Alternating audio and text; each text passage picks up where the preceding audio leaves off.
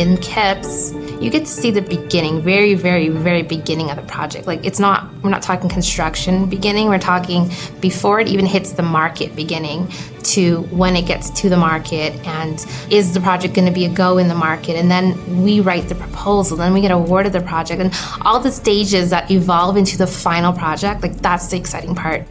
We actually used to have our proposal services groups within each district, and now we basically are together as one.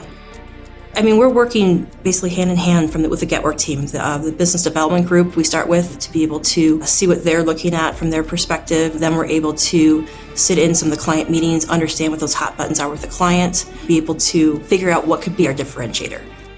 You get to drive a process, you get to work with a team, you get to learn all about these amazing projects. And with me not being an engineer, I get to work with, a team of subject matter experts to understand a solution. It's kind of like watching the best engineering in the world without being an engineer, and learning about it and getting to write about it and be able to explain that to people so that we can sell the benefit that Kiewit brings to a project. The value that my team brings to Kiewit and KIPS is really unique in the industry. We're an in-house group of varied professionals that I think a lot of companies have to go outsource. Even very prominent design firms, a lot of times will use outside contractors to produce 3D images and renderings for projects. We provide an in-house solution to that is, ultimately cheaper and more effective.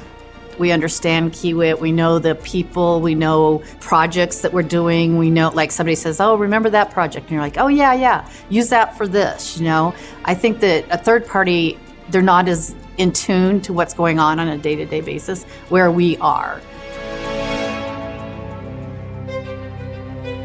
Every proposal we do, from the beginning through the middle and even to the end, if we win or don't win, we're always talking about what went well, what didn't work, what did work, what do we need to do next time, how can we make it better, what did the client like, what didn't the client like, what can we use to improve it.